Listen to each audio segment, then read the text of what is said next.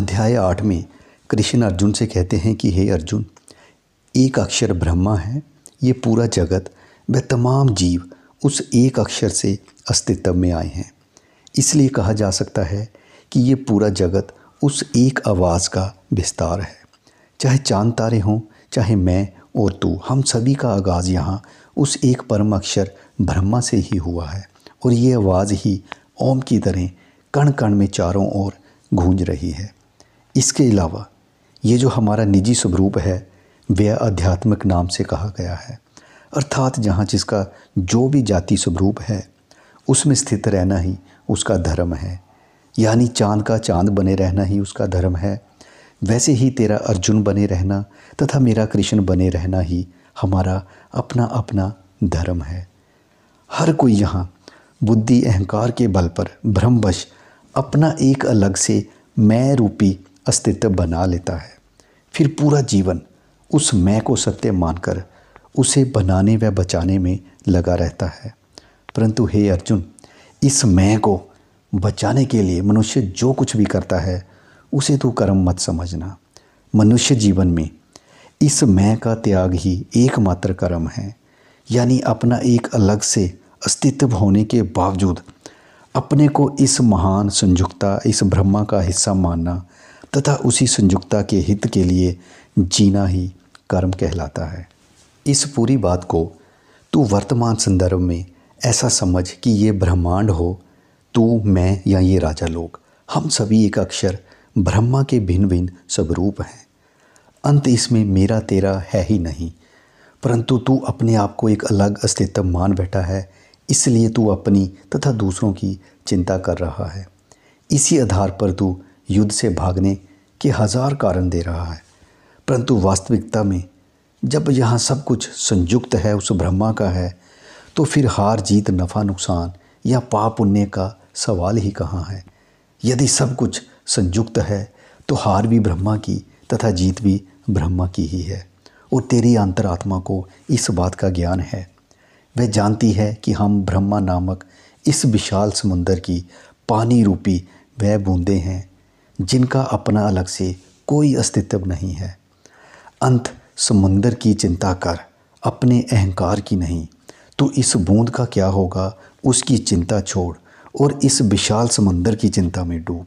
ये सोच कि यदि तुमने युद्ध नहीं किया तो इस समुंदर का क्या होगा, क्योंकि उससे एक बार फिर कौरवों का शासन स्थापित हो जाएगा और ऐसा होने पर वह समुंदर की लाखों बूंदों को फिर अकारण परेशान करेंगे। सो तू युद्ध अपने लिए नहीं, उन बूंदों के लिए लड़। जब तक तेरे बुद्धि अहंकार मजबूत हैं तभी तक तेरे इस बूंद रूपी मैं का अस्तित्व है और तभी तक तेरी अंतरात्मा ढकी हुई है। लेकिन अर्जुन, वह अंतरात्मा ही एकमात्र पूजनीय है। एक वही है जिसे इस संयुक्ता का आभास है। अंत तू सिर्फ उस अंतरात्मा की शरण जा। हे अर्जुन, जो कोई मनुष्य इस संयुक्ता के एहसास में शरीर त्यागता है वह मेरे साक्षात स्वरूप को प्राप्त हो जाता है। ये ध्यान रख कि जिस किसी भी मनोदशा में मनुष्य शरीर त्यागता है वह फिर अगले जन्म में उसी मनोदशा को उपलब्ध होता है। गीता के अध्याय 8 में कृष्ण मैं से हम तक उठना सिखा रहे हैं। वह बता रहे हैं कि यहाँ सभी एक ब्रह्मा के ही अंश हैं और हर अंश को चाहिए कि वह ब्रह्मा यानी अपने मूल की चिंता करे। यानी चिंता मैं की नहीं बल्कि हम की करे। अब यूँ भी देखा जाए तो मैं की चिंता तो सभी कर रहे हैं पर जीवन किसी का नहीं बन रहा है। तभी तो कृष्ण कह रहे हैं कि जीवन उसी का बनेगा जो हर समय हम की चिंता कर रहा होगा। और ये हम धीरे धीरे इसको हमने बढ़ाना है। सबसे पहले तो जितनों से भी आप व्यवहार कर रहे हैं उन सब का हम बनाना सीख जाओ। फिर वहाँ से जगत को हम बनाने तक उठो। ये तय जानो कि आपके हम का दायरा जितना बढ़ता जाएगा उतना ही जीवन बनता चला जाएगा। मैं करोगे तो बकरे बनकर रह जाओगे, ये समझ ही लेना। सो आज से ही मैं से हम तक उठना शुरू हो जाओ। परिवार के साथ बैठे हो तो अपनी नहीं पूरे परिवार के हित की सोचो।